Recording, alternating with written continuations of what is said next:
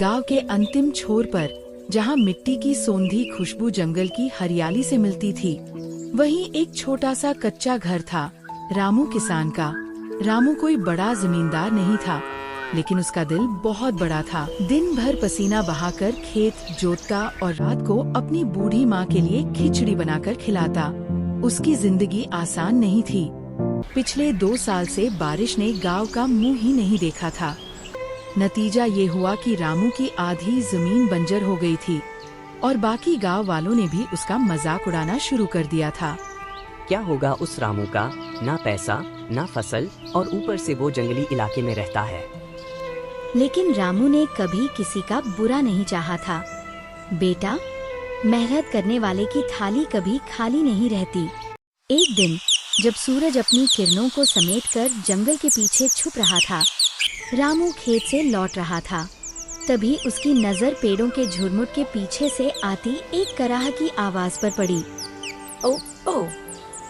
रामू ने झटपट वहां जाकर देखा तो उसकी आंखें हैरानी से फैल गईं। रामू को जानवरों से बड़ा लगाव था।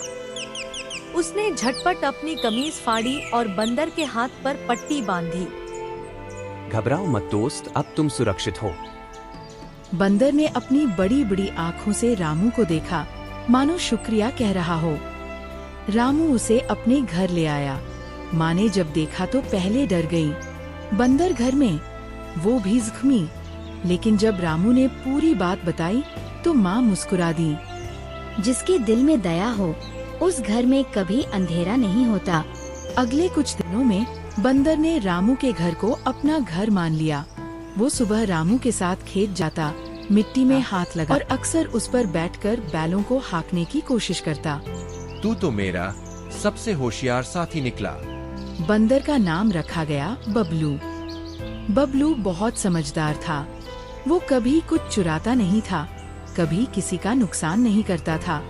अगर खेत में कोई पक्षी आता फसलें खाने, तो बबलू बड़ी चालाकी से उन्हें डरा कर भगा देता।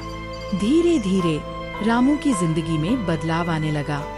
खेतों में हरियाली लौटने लगी।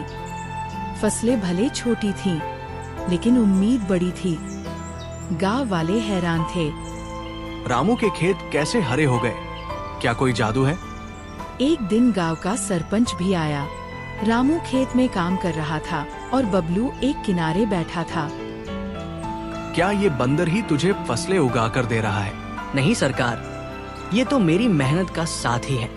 इसके साथ काम करने से दिल मजबूत हो जाता है। सरपंच हंसकर चला गया। लेकिन बबलू ने महसूस किया कि गांव में सब लोग उसे शक की नजर से देख रहे हैं। फिर भी बबलू ने हार नहीं मानी।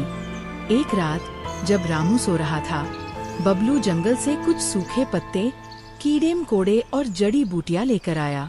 वो मिट्टी में कुछ मिलाने लगा और एक अनोखा खाद तैयार किया।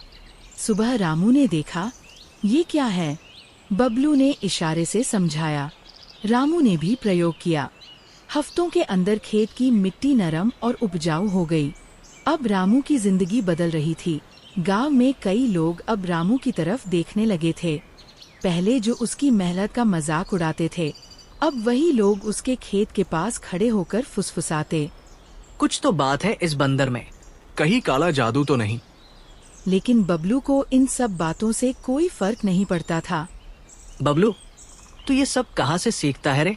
बबलू ने अपनी उंगली से जंगल की ओर इशारा किया। तो तू जंगल का मास्टर निकला। एक दिन रामू को खेत में काम करते वक्त एक थैला मिला। उसमें 5 सोने के सिक्के थे। रामू ने बबलू की ओर देखा। बबलू ने थैले को उठाया और गांव के मंदिर की ओर दौड़ पड़ा। रामू उसके पीछे। मंदिर के पुजारी ने कहा, बेटा रामू, ये तो गांव के एक बूढ़े सेठ की चीज है जो भूल से यहाँ गिर गई थी। रामू ने बिना एक पल गवाए थैला लौटा दिया। ईमानदारी आजकल कहाँ मिलती है? में एक और किसान था, बलराम। वो पहले गांव का सबसे कामयाब किसान था, लेकिन 2 साल की सूखे से उसकी भी हालत खराब हो गई थी। अब जब रामू की फसलें लहलहा रही थीं, तो बलराम को जलन होने लगी। ये सब एक बंदर के दम पर। अगर हम कुछ नहीं करेंगे तो कल सब हमारे खेत छोड़कर रामू के पास काम मांगने आ जाएंगे। एक काम करते हैं, इस बंदर को चोर बना देते हैं।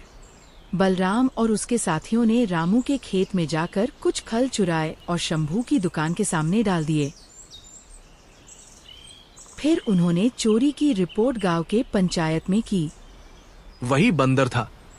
बबलू को गांव से निकाल देना चाहिए। मगर बबलू ऐसा नहीं कर सकता। वो कभी चोरी नहीं करता। अगर उसने नहीं किया तो साबित करो। बबलू बस शांत बैठा रहा।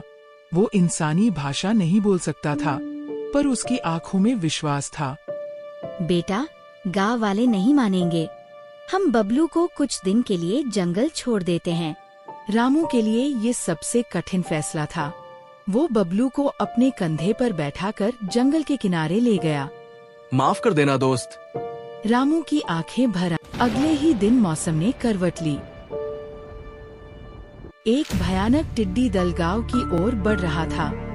भगवान बचाओ, ये बोलकर वो यहाँ से भाग निकला। अगले दिन बबलू गांव लौट आया था।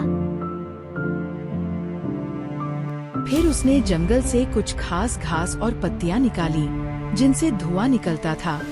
धीरे धीरे वो धुआं टिड्डियों को दूर भगाने लगा। नहीं, ये सिर्फ समझदार और वफादार है। हम तो सोचे थे इसे गांव से निकाल देंगे, लेकिन ये तो हीरो बन गया। अगर अब नहीं रोका तो कल इसका मंदिर बन जाएगा। तीनों ने इस बार एक और गंदी साजिश रची।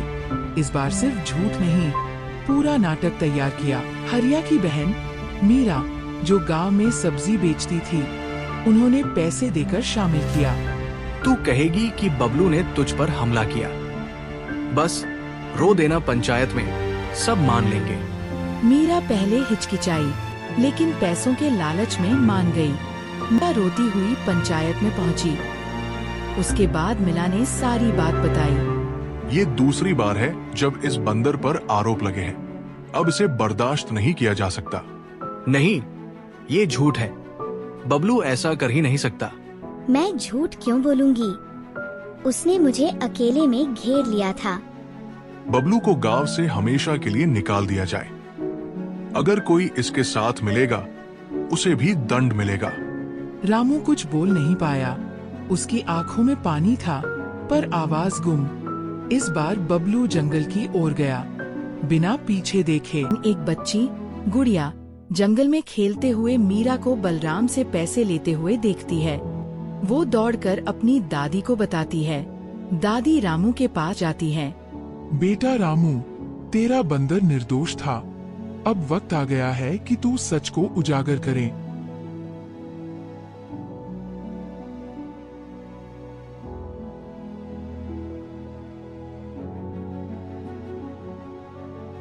आखिर एक ऊंचे पेड़ पर उसे बबलू दिखा। वो चुपचाप बैठा था। बबलू, वापस चलो।